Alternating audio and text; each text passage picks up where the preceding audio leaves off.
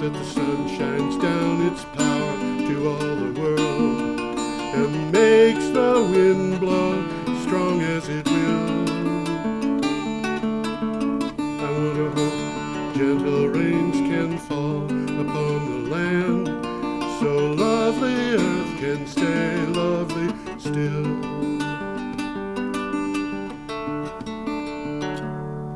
Hello, ladies and gentlemen. Welcome to the 422nd edition of Energy Week with George Harvey and the astonishing Tom Finnell. In the flesh. In the flesh. Tom and I are operating from our own homes here, so it's not really exactly in the flesh. This is a metaphorical in the flesh. Every day, I get up and search the news for articles about energy and climate change. And I find 10 to 15 items, put them together as a synopsis for each one and with a link to the original article. And I put those up at my blog, which is geoharvey.com, geoharvey.com. If you want to read the articles that Tom and I are talking about, you can go there, click on the calendar, click on to go to the date. We are starting this show with news from the 3rd of June, which was a Thursday, today being the 10th, and we'll have items from the 3rd to the 9th. You can also look at the site where you're following this video and see where you can download a file, which has all of the links to the articles, or you can go to the site that Tom and I use for developing the show. Some of them are well worth visiting. There's some good stuff on some of those sites. Yeah, there is indeed. And so with that, I think, Tom, we should probably just go. Might as well get started. Yep, can't Nice dance. Picture here of some seaweed. Seaweed. Well, I'm having a little trouble here because my computer refuses to believe that I'm actually in charge. But you know what? There we go. Now, if it continues to believe I'm in charge, we might be in luck. Yeah, there we go. Seaweed. This is a NOAA image, and we have an article from CleanTechnica. And what do you have for a title, Tom? Seaweed can restore ocean dead zones caused by nutrient runoff. Yeah. That's a problem right here in Vermont. It is, actually. I hadn't thought about that when I read this, but it is. It couldn't be the seaweed you're seeing that would be used, but there are plants out there that can take up that nutrient. Fertilizer from U.S. farms washes down rivers and causes algae blooms that lead to dead zones in the Gulf of Mexico and elsewhere. Researchers at the University of California, Santa Barbara, say seaweed could soak up a lot of the phosphorus and nitrogen while adding oxygen to the water. And that's the way it is. Well, a couple of sideline notes here. Yeah. In 2019, the dead zones of the Gulf of Mexico totaled nearly 3/4 the size of Vermont. Yeah, I'm not surprised. Actually, I'm surprised it wasn't bigger than that. And then there's a takeaway here is seaweed aquaculture could eliminate these dead zones while actually paying for itself. Yes. Demand is rising for seaweed in local food and industry sectors, and products could include biofuel, fertilizer, and animal feed. And the animal feed is important because certain kinds of seaweed, when they're fed to cows, reduce the beneficial. methane. Yeah, reduce the methane emissions from the cows. So this is something that, it's one of those little bits of science that's going to help save us. I think so. Yeah. Okay, I'm gonna get out of that and just keep going here. Well, we got a Copmobile here. We have a Copmobile, and that car we've actually talked about before on this show. This item is from CleanTechnica. Tesla police vesicle. Tesla police vehicle brings big monetary savings to Westport, Connecticut. Yes. In 2019, which of course is when we talked about this, the city of Westport, Connecticut added a new Tesla Model 3 patrol car to its fleet. Critics were upset over the cost, but the new financial data that we have now shows that betting on the Tesla Model 3 as a choice for the police vehicle paid off. It saved the city tens of thousands of dollars. Well, they didn't even mention this in the article, but it makes a lot of sense. Police cars never shut off. Yeah, they idle. They're idle all day long. Yeah, And the reason they idle is to make sure the electronics is working. yeah. So with a electric car, they don't have to do that. They don't have to do that. And idling is extremely destructive. You know, Well, it's costly for one thing, and it's destructive, as you mentioned. it causes damage to the engine. Those engines were not designed to run at an idle all the time. And so, you know, it is destructive. It means extra maintenance. It means oil changes have to come more frequently, and so forth and so forth. So, Well, the summary in the article just says, as you would expect, that it costs them a lot less to run this Tesla electric car as it does to run, they call it a Ford Explorer, which they compared it with. yes. And the difference is significant. Yeah, it's a very big difference when you look at maintenance and you look at the fact that this car will probably outlast a gasoline powered car for years. I brought this up with the Brattleboro police. Actually, I think I brought it up in town meeting, and they said they were working on it. They needed the data. This was a couple of years ago, but they were very clearly working on the question of whether an electric police car wouldn't be better than the cars they've been getting, and they were very aware of the fact. That's a no-brainer. Yeah, it is. and they said their cars last about 3 years. After 3 years, they're pretty much shot. Well, the article says that they expect the Tesla to last 6 years. Yeah. Okay. We should probably move on, Tom. We have another picture of the same model of car. There it is. It's a Tesla Model 3. Okay, I didn't know what it was. It wasn't identified in my notes. It wasn't. Well, it was. There it is in my Well, you can tell it's an electric car because it doesn't have a grid. grill. Grill. Yeah, and you can also tell it's an electric car because the sign on the caption for the image says Tesla Model 3. How about that? How about that?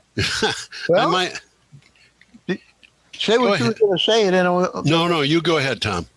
Will electric cars get cheaper?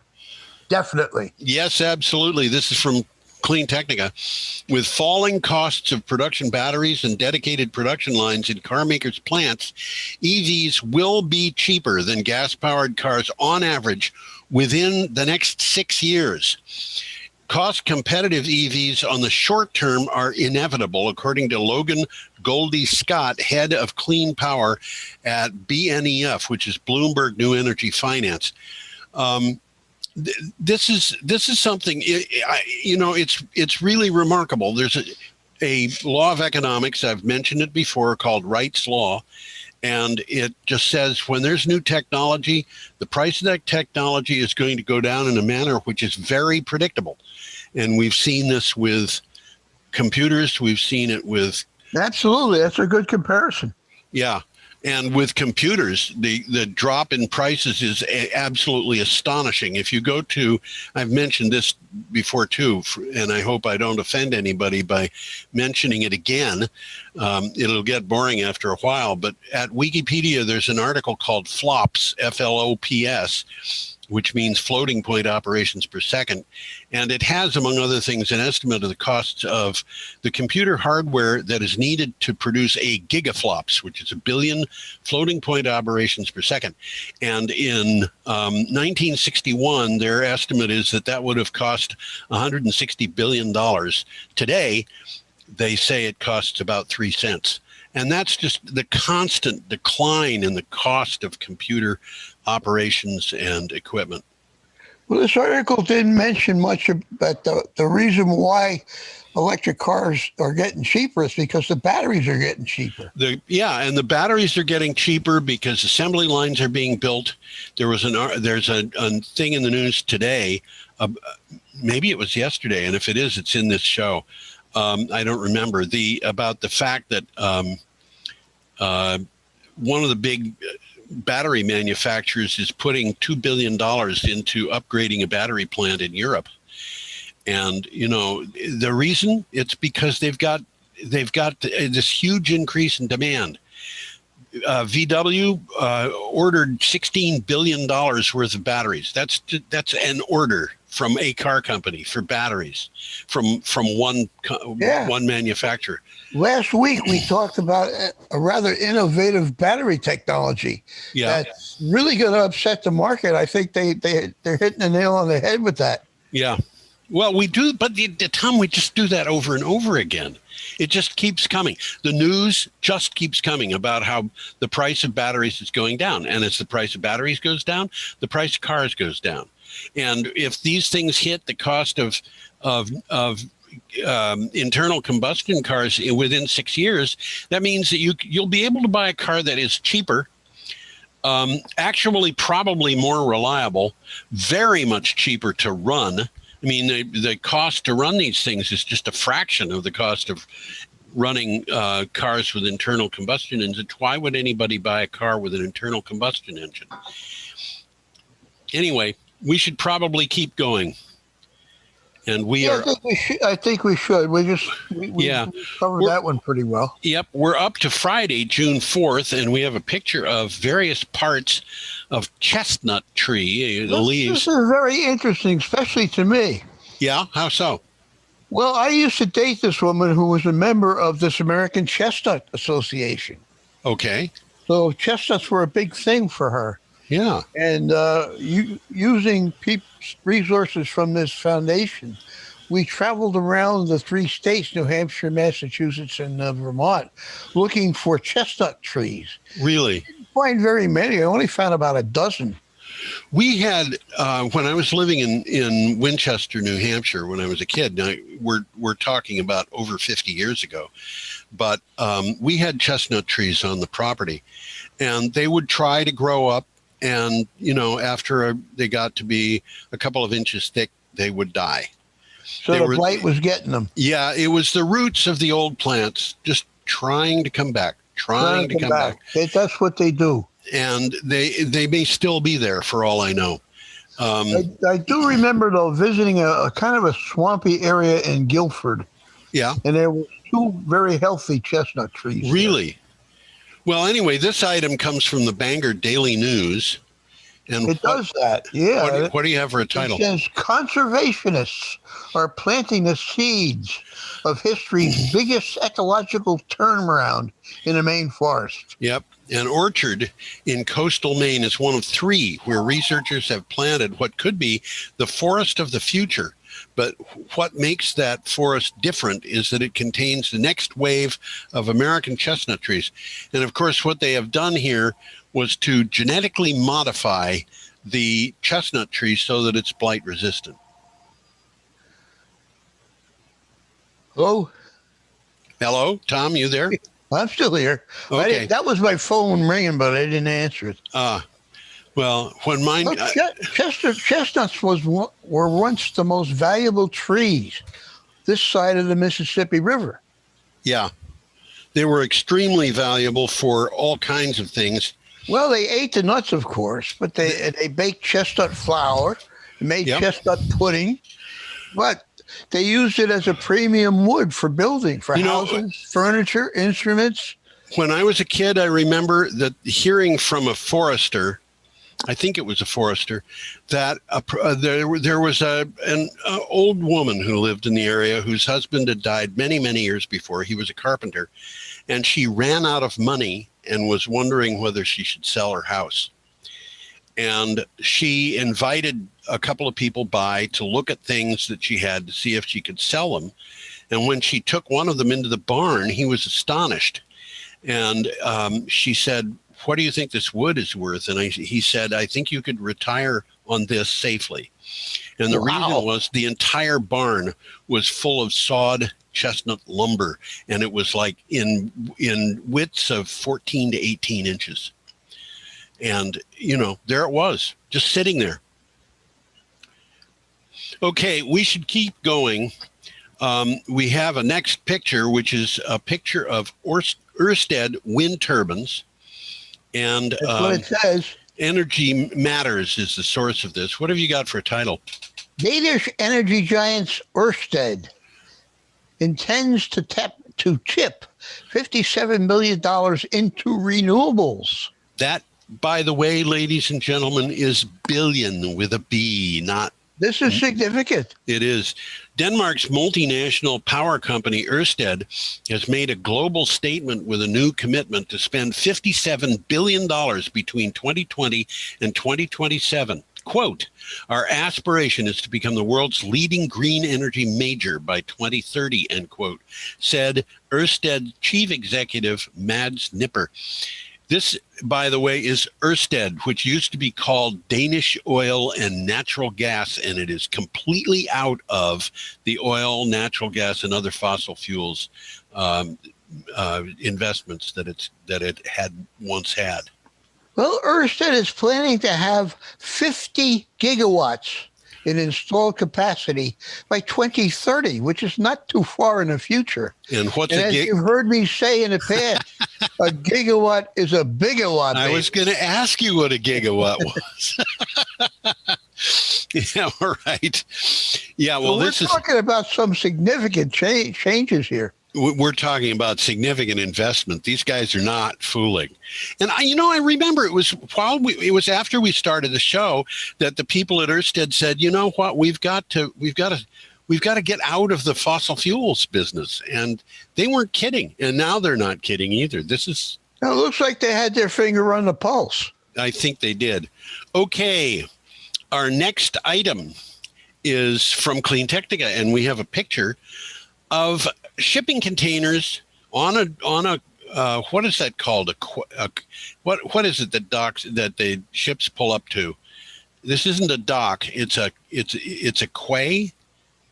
Oh, okay, a quay. They call it a quay. A quay. Okay. Well, here's a quay. Yeah, it's spelled quay. I didn't know it was called quay. This is shipping containers and a couple of ships.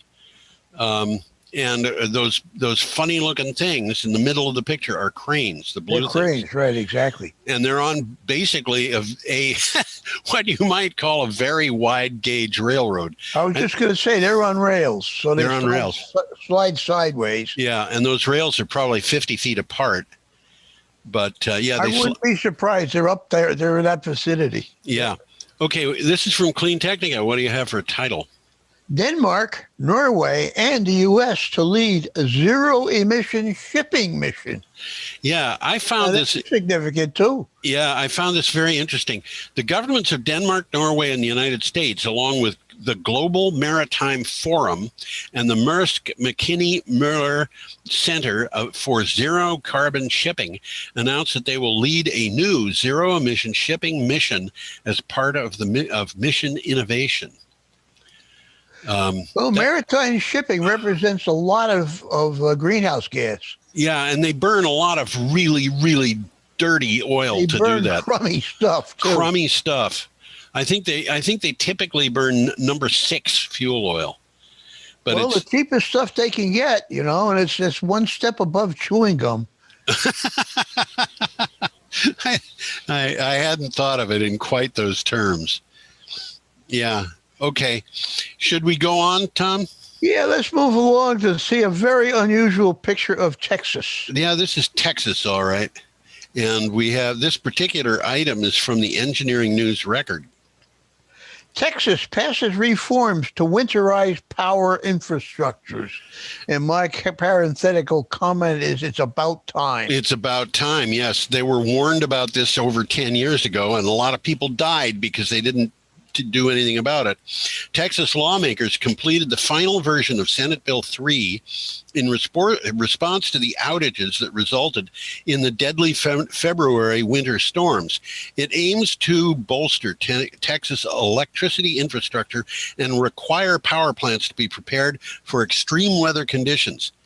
Yeah, it's a shame they have to pass a law to make them do this stuff. Yeah, but it's a sensible thing to do anyhow, just to protect their investment. Absolutely. But, if you give people a way to have a short-term, cheap way to do things so that they can get profits in the short term and they don't have to worry about, Well, I think the fossil fuel industry is powerful in Texas anyhow. The fossil fuels industry is powerful in Texas, but the renewables industry is gaining ground, and there's no kidding about that. Money talks. Money talks. And what was it that guy used to say in the New York area? Money talks, nobody walks. That's what he said. I don't remember who it was, but money talks, nobody walks. It wasn't Crazy Eddie. It was a radio disc jockey. Was it? Okay, I thought it was an ad. Okay, and we should probably go on to. We don't have to go on. Do you have more on that? Not really. Okay, well, let's go on. I do, but we've already said, I'll read it anyhow. The reforms require electric generation providers to winterize both their infrastructure and operations. Yes, and this is an interesting change because there were a lot of people in the Texas legislature who were trying to blame wind power and solar power for the fact that they had that outage. And the studies that was politics working because they didn't get away with it. Yeah, and the studies that were done by the what's the name of the independent service operator down there? Epcot? No, It isn't Epcot. It's something like that. Something like that. They came back. It doesn't sound like what it does. Yeah, they came back and said, "I'm sorry, guys, but this was because natural gas wasn't working." Okay. That's exactly what happened. I mean, like you said, they try to blame it on renewables. Yeah. But the reality was that the natural gas froze up. Yep. Okay, we have an item from CleanTechnica and a silly picture of a Fiat 500e. You know, there's one of those things floating around town. Is there?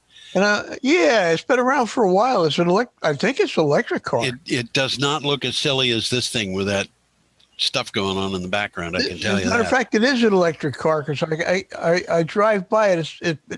The guy lives up by the hospital. Oh, does he? Okay. And he parks it in the back, and you can see it that it's plugged in. Oh, really? Okay. Good for him. And, you know, in most cases, this is all most people need for a car most of the time.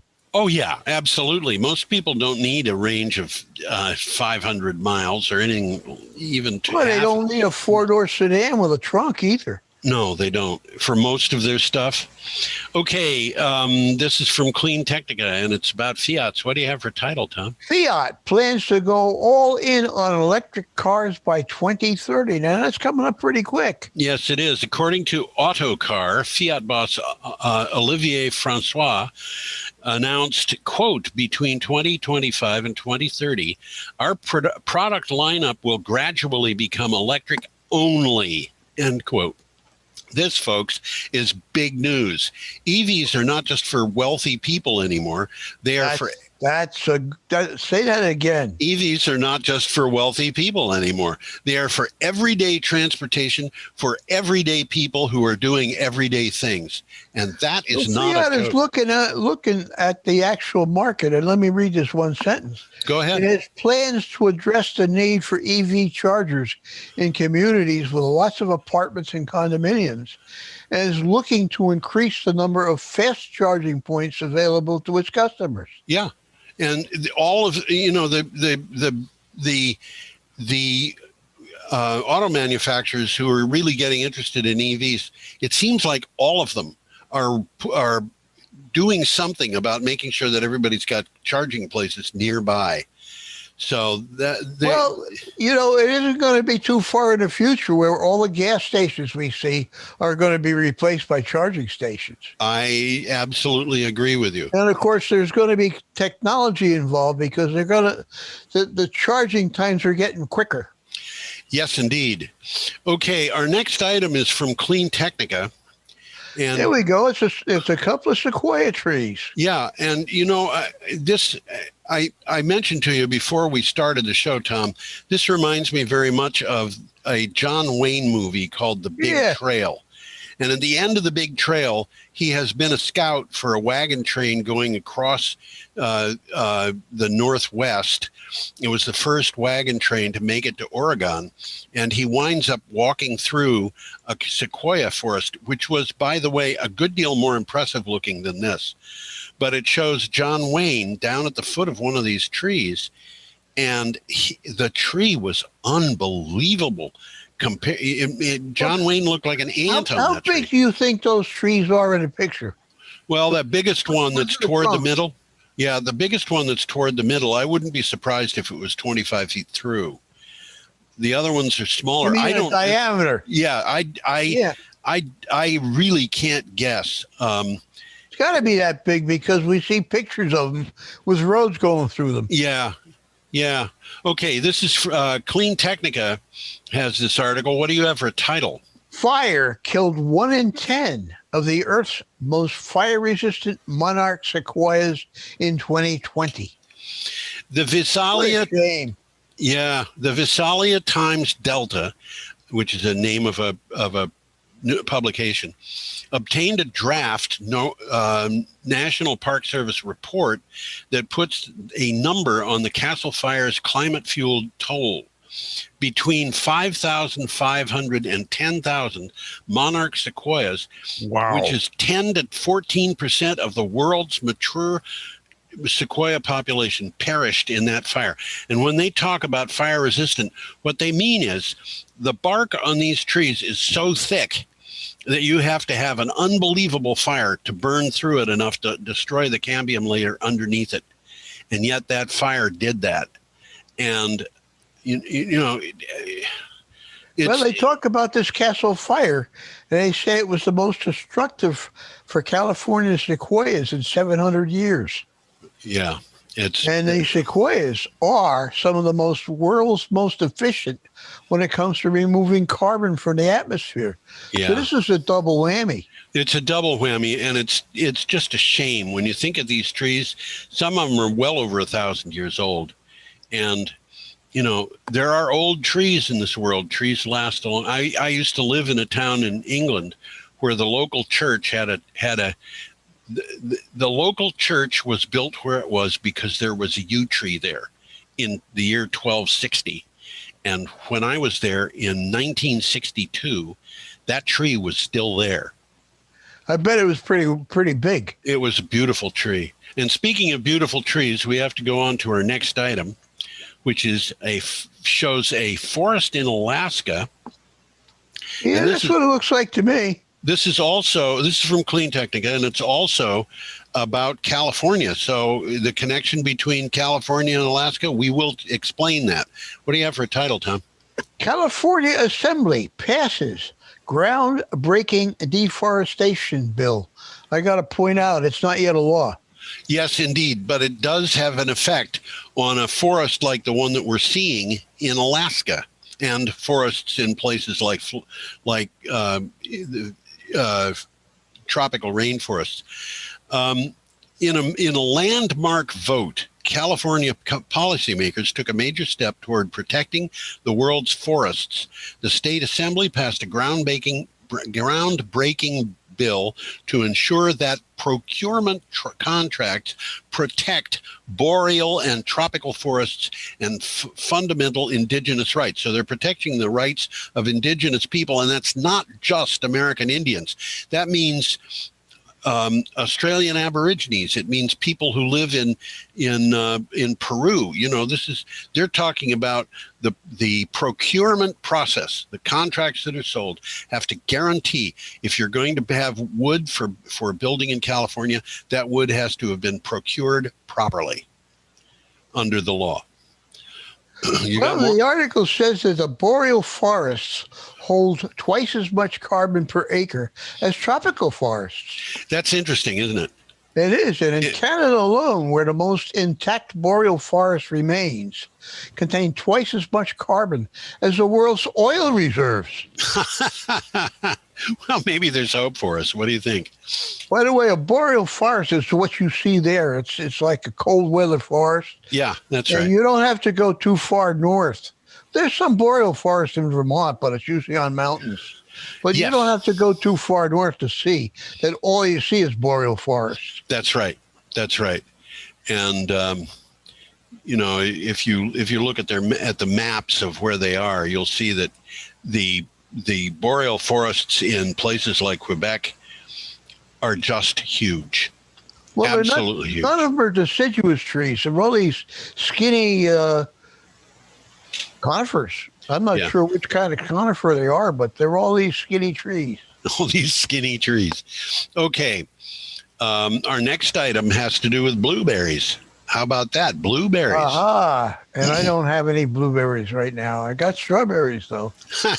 I don't have any of either, but maybe I could go down to the co-op and get some. Here's an item from News Center, Maine, and I have to tell you, it is so much fun to go down to the co-op and see that the people actually are smiling. Many of them are not wearing masks anymore. Which is a mistake, I think. You think it's a mistake? Well, it's a little bit too early to drop masks. Well, we've had almost no deaths in Vermont in the last 3 weeks from COVID. What do you have for a title for this, Tom? Climate change could negatively impact Maine's blueberry crop. This shouldn't be a surprise. A study by scientists at the University of Maine analyzing 40 years of data found more warming in wild blueberry fields of down east Maine than elsewhere. They said the warming of the blueberry fields could imperil the berries as temperatures rise and there is less water. Well, what they're talking about here is what they call wild blueberries. Yeah. And they're much smaller than what you see in Hannaford's. Yeah. They're very tasty little berries, but the ones you get in Hannaford's are all about a half an inch around, and these berries are smaller than that. Yeah, they are. They're the berries that you go out and you find them. We used to find them everywhere. When I was a kid, there was blueberry season, and I went out and I had this army helmet. Yes. It was really a helmet liner, and I'd wrap it around my neck and fill it up with blueberries. How about that? I'd bring it home, and my mother would make blueberry jam and blueberry jelly, and we'd eat blueberries in our pancakes. Blueberry pie. Blueberry pie was one of our greatest treats when I was a kid. Well, Yeah. Maine is home to the only commercial producers of wild blueberries in the U.S. Really? I didn't know that. Okay. Well, that's opposed to the ones we see here in our market, you know. Yes. These are domesticated wild blueberries. Domesticated wild blueberries. Rather than these genetically modified big guys. I don't think those big ones are actually genetically modified. Those have been around since before genetic. Well, they may have been just selectively chosen, but they're not natural to grow that big. And they don't have as much taste as the wild ones. Okay. So the wild blueberries are sweeter. Yes, indeed. We are still on Sunday, June 6th, and we have an item from CleanTechnica. And we got a couple of BYD buses. Yeah, and interestingly enough, the article is about Sweden and Spain, and these buses are from the UK, and there is an explanation for that. Well, BYD scores more electric bus orders and deliveries in Sweden and Spain. It's not just about Sweden and Spain. Yeah, that's why we've got UK buses.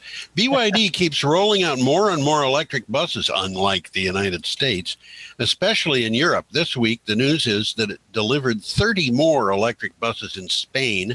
That is the country's largest order. That is an order of 30 buses.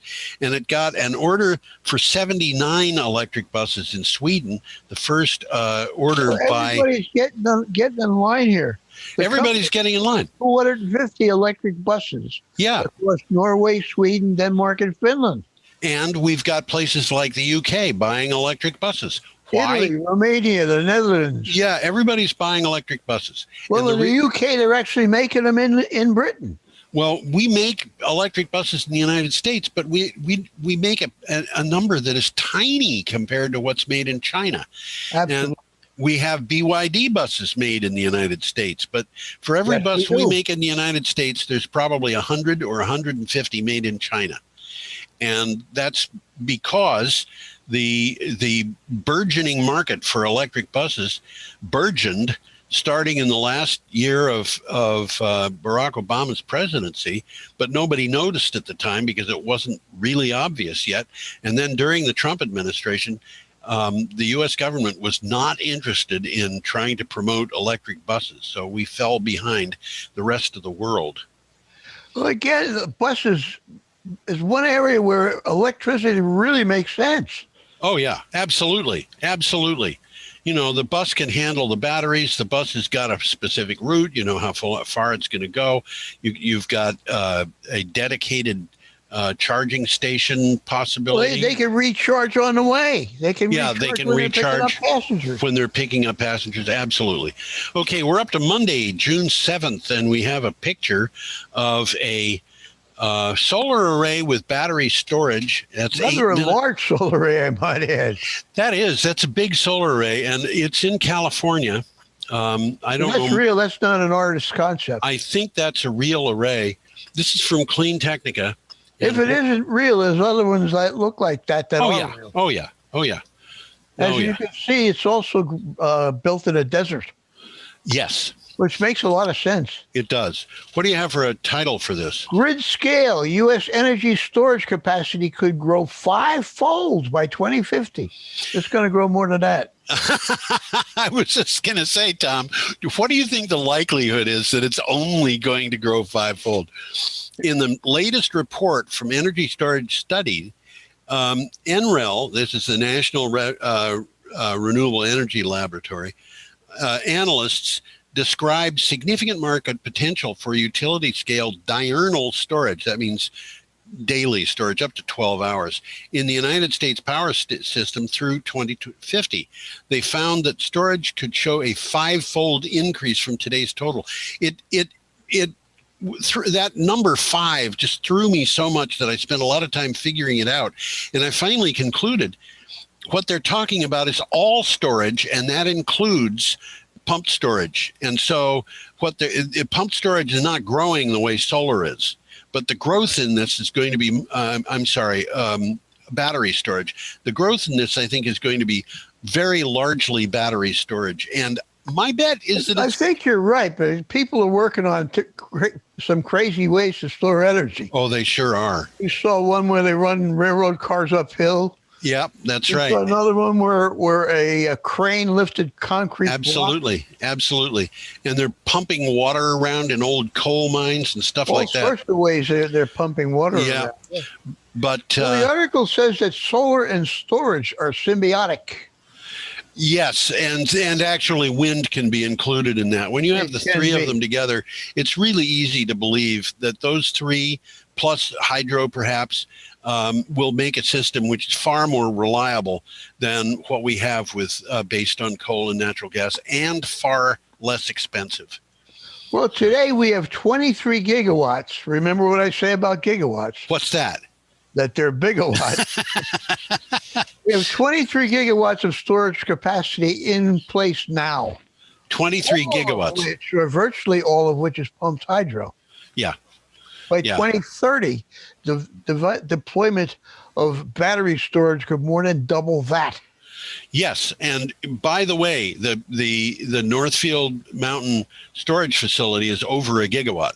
Now, how many gigawatts did they have? You just said it. Oh, it's 23 now. 23 now. One of those 23 is on the border of Northfield and Irving. And, there it is, right there. Well, right at the base of that Irving storage place, they got some battery storage. Do they? I didn't know that was in. Yeah, they got a field full of battery storage. And man. Yeah, we just keep going, don't we? Okay, we have our next item is from Eureka Alert. And Tom, you sent me a picture, and I would have used it for this, except that this had already been put up. So it would have been. Well, the picture that I sent you was a picture of a flood, and it looks very, very much like this picture. It does, except for one thing. That it was taken in Brattleboro, and one of the cars in the picture was mine. Yep. Okay, and that car is still not. It's what? How long has it been, and they haven't turned it into a boat yet? Huh? I said your old car. How long has it been? I had it towed down to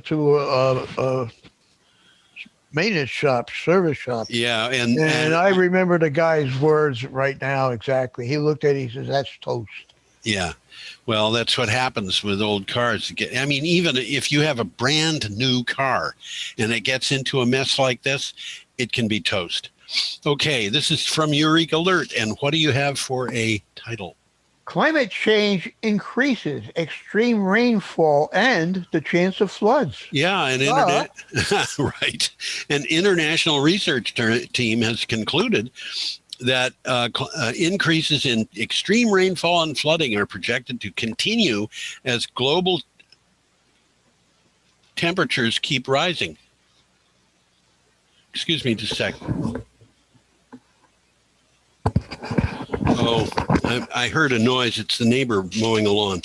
Oh, they do that in Brattleboro. Yeah, they do. But, it sounded like a weird noise with my headphones on, and I wanted to just check and make sure things were okay.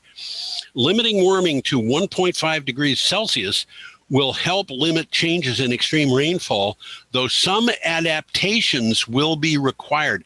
I got to say, we knew this. Why? But they're just confirming things we already knew.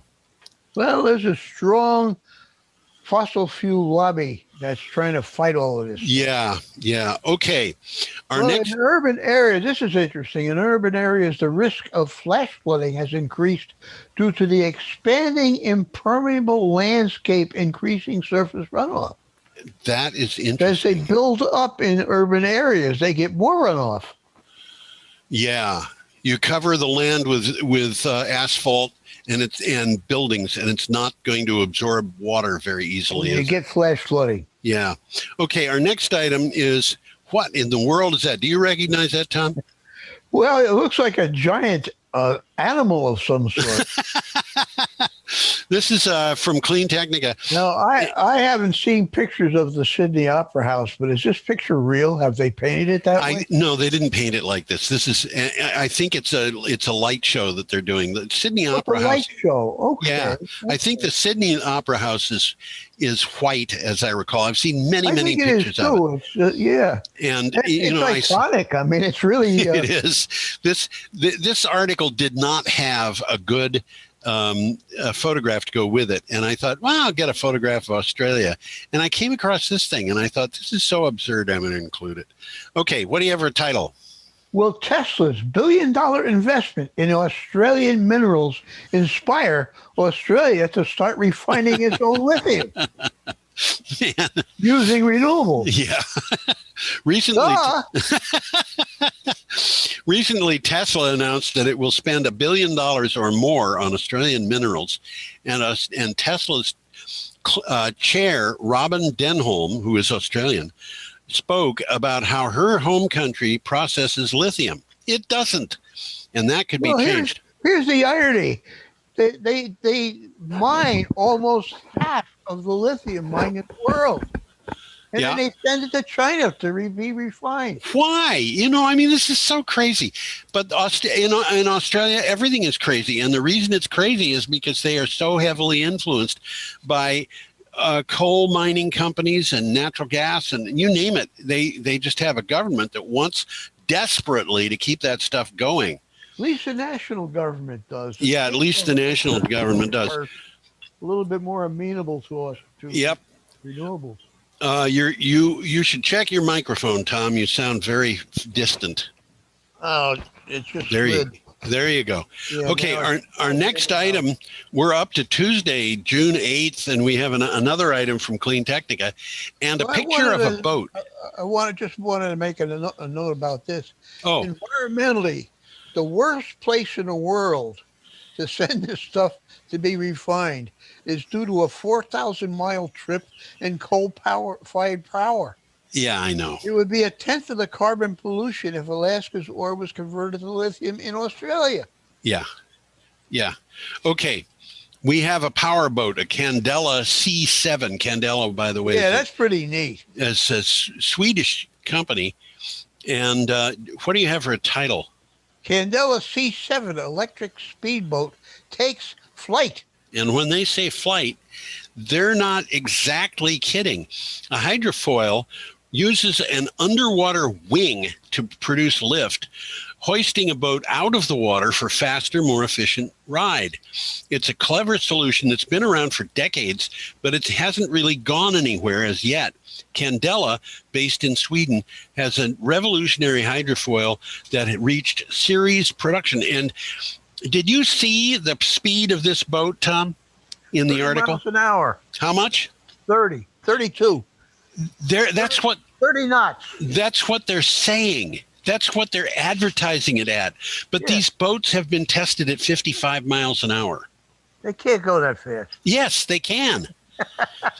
And, you know, if you look at this, you can see there's no wake here. And if you think about a cigarette boat, you know, going around Lake Winnipesaukee, you know that it produces huge waves that travel. Look at that picture, it's all drag. Yeah, that's right. And when those waves lap on the coast of the lake, that's the energy of the boat. That energy was produced by a gasoline powered engine. And it is waste energy that is causing those waves. Here, there's the waste of this energy in this boat is reduced to almost nothing by comparison in terms of the energy that's just lost into the water. And the range of these boats is over 100 miles. You know, the speed is just, I don't know. Anyway, there it is, in case anybody wants to know about it. Well, the takeaway is, this is a quote, it's a better boat. Just like a Tesla is a better car and an F-150 Lightning is better than an F-150. This is the future. Yeah, that was the first article on June 8th, by the way. Our next item is from Euractiv.com. What is that thing? That is a donkey. A nodding donkey. A nodding donkey. That's what it's called. It's also called a pump jack. What do you have for a title on this one? This is from Euractiv. Peak oil moves closer as energy majors shift to renewables. In 2020, the largest oil and gas companies increased investment in clean energy by 34%, despite a 6% fall in global energy demand caused by the COVID-19 pandemic. According to new research, oil and gas majors will invest $8.8 billion in 2020, up from $6.6 the year before. Well, they've got their finger on the pulse, and they're worried. They are definitely worried. Well, they've got a for the future. They have a whole bunch of stranded assets that they have been fighting for to make sure that they would retain value, and now I think they're getting convinced that those stranded assets are not going to retain value. So the best thing to do is bail out on them and go to something that you can use as an investment for the future. Well, they talk about peak oil, and by the way, that's the point or hypothetical point at which global crude oil production will hit its maximum, after which it will decline. And that's coming, boys. That's coming quickly. If we haven't already hit it, we may have hit it already. Yeah, we may have already hit it. And, you know, this is something that my friends and I would talk about when we were in college. And now, you know, we kind of know. Now it's here. We got to deal with it. Yeah, we have to deal with it. In those days, we thought it was going to come because we were going to run out of oil. And now we're realizing that it's coming because we're running out of air. Well, it's gotten to the point where oil's no longer economically useful. Absolutely. If it wasn't for transportation, we wouldn't be using it at all. Yeah, I think you're right. Okay, our next item is from Renews, and it has probably the most boring picture of wind turbines I've seen. What do you have for a title from this? Renewables to yield 500,000 U.S. jobs by 2030. Do you think that's going to be more than that? What? I think it's going to be more than that. I think you might be right. Well, of course, renewables is one thing and clean energy is another. Because clean energy, when you're talking about clean jobs, let me say clean jobs rather than clean energy. When you're talking about clean jobs, you're talking about a lot of things, which includes insulation and things like that. And there's going to be a lot of increases in the amount of insulation being used, and people. Yeah, so they're talking about jobs beyond just energy. Well, in this article, I think they're talking about 500,000 jobs in energy. Let me read They mentioned solar, wind, and battery storage. They sure do. Let me read the synopsis. In the U.S., decarbonization has the potential to create 500,000 to 600,000 new jobs across the solar, wind, and battery storage industries by 2030, according to a report published by the American Clean Power Association. The jobs would have higher than average pay, and they could be unionized.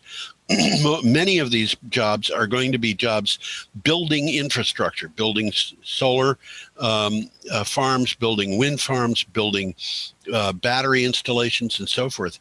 And they are not going to be temporary jobs. It's not going to be an idea of you get a job for a year putting in wind turbines, and then you're done. You have to find yourself another job. True enough, you have to find yourself another job. But with that experience, you can find another job building wind turbines. And this they're talking 500,000 jobs. They're not. This isn't trivial. No, this is not trivial. The renewables industry is employing about 400,000 people. Yeah. So that's almost 500,000. And then double that. Yeah. And in addition to that, every wind turbine that goes up, you've got somebody who's going to have to service it probably on a weekly basis. They're going to have to climb that tower, do that work, and then every once in a while, somebody's going to have to come in and do some specialty work. We've talked about some of those people. I know we did an article about a woman who does this. Yeah, Jessica Kilroy. Uh-huh. She was there. Kilroy was there.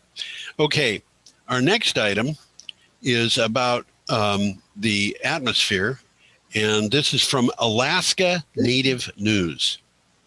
It might be from Alaska Native News, but that picture is from Hawaii. That's right. Well, there are certain people in Alaska who feel an affinity for certain people in Hawaii, and they are called indigenous people because they all are treated badly by the same people. What can I say? What do you have for a title? Mauna Loa Observatory. And Mauna Loa is an island in the Hawaiian Islands, and they got a mountain there, and they got an observatory, which, by the way, is very new. But what's the title for the article, Tom? Atmospheric carbon dioxide hits the highest level in over 4 million years. Yeah. NOAA released data showing the atmospheric CO2 level reached a monthly average of 419 parts per million in May. This is not just the highest reading ever recorded since accurate measurements began 63 years ago. It is the highest level the planet has seen in over 4 million years. Now, I'm not going to describe it. Quite frankly, I don't have it in my mind to describe it, but I have seen descriptions of how the scientists figure out what the level of carbon dioxide was at various points in the past. And honestly, I have to tell you, this is not science. I'm sorry, this is science. This is not scientists sitting around saying, well, I think it must have been 300 parts per million back in 1687. That, they're not throwing darts at a dartboard coming up. They're doing rigorous research. This is rigorous research. It is real research that involves looking at core samples in the ice and determining what the carbon level would have to be to produce this level of pollen of that type, things like that. This is not a joke. This is, as Tom said, rigorous research. Rigorous. Well, from this article, I'll just read a sentence. If we want to avoid catastrophic climate change, the highest priority must be to reduce CO2 pollution to zero at the earliest possible date. And I will point out it is to zero. And we haven't really started reducing it yet. We haven't even begun. We had it go down. We've just slowed down how much we're producing, but we haven't reduced it. We've slowed down the increase. But what we have to do is have a fast decrease. And we had a decrease last year because of COVID-19, but we're catching up again. And that has to be reversed. And we're seeing... The article says that the ultimate control knob on CO2 is fossil fuel emissions. Yeah. It's, it's an easy thing to do. You just stop burning my stuff. own words, we got to stop burning things. That's right. Okay. Our next item is from Renews. That's a really interesting picture, isn't it? It's an offshore wind plant, and I'm trying to figure out what's going on the right there. I have been doing that too. That is not one of those big places where guys have a dormitory to live in. No, it's not, but it's something like that. I think what they're doing is they're going to install a wind turbine on that platform. I don't think so, Tom. I think that structure on the sides. Well, what else are they doing? I have no idea. Could this be a substation? I don't know. The fact that they've got a grid on the top tells me that maybe. Well, at the top of that, it looks like they're measuring wind direction, and possibly there's radar up there and stuff like that. I don't know. Anyway, this is from Renews. What do you have for a title for the article? Electrification is the cheapest way to hit net zero. Yeah. Interesting point.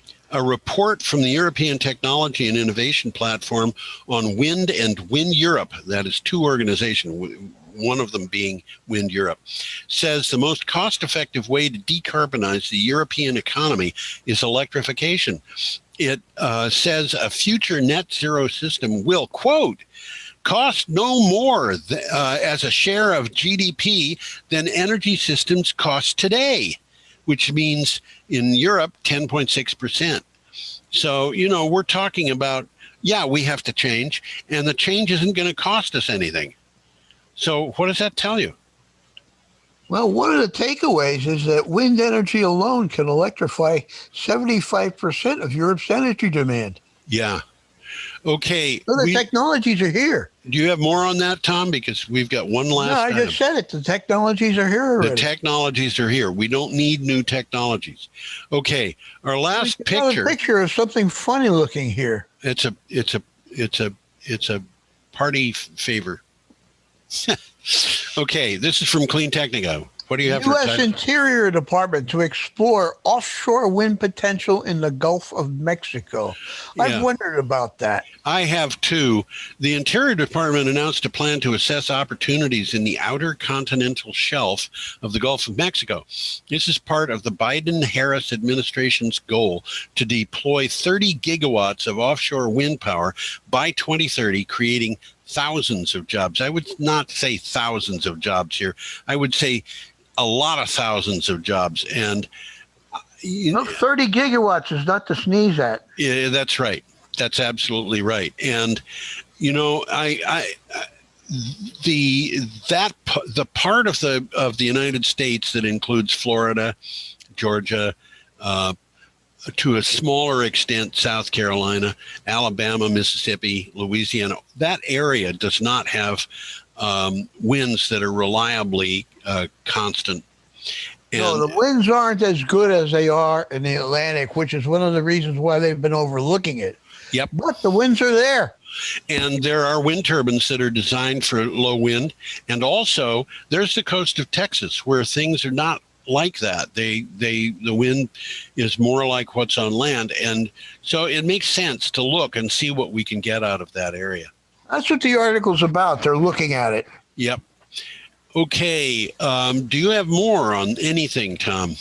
Well, I just mentioned that the Gulf has decades of offshore energy development expertise. Oh, yes. Oil and gas production. The people they've been there for years. Yeah, the people who have been building offshore oil rigs and things like that have got a lot of skills that are useful for installing wind turbines and the substations that wind turbines require. And natural marriage. It's a natural marriage. And the British and the Norwegians have been using this like mad in the North Sea. The same people who used to be employed by the oil industry are now being employed by the wind industry. And it's, there it is. It just goes. So there you've got it. Well, that's the end of the show, guys. I guess it is. We have just a moment left. I'm going to go to the last slide. It says, have a certifiably awesome week. And we hope everybody does. We do. I will note that the heat wave that we just went through is apparently over. For a couple of days. For a couple of days. Summer is not here yet, but it will be in a few days. Well, it was kind of warm yesterday for sure. It was. It got up to almost 90. And we hope everybody has a lovely week. We will hopefully be back next week. And by the way, the time in which Tom and I can go into the studio is apparently going to be coming in not all that long, about a month. So we're getting to be in preparation for that. And we hope you come back. And we are, in fact, I am, and I know Tom is, waving goodbye.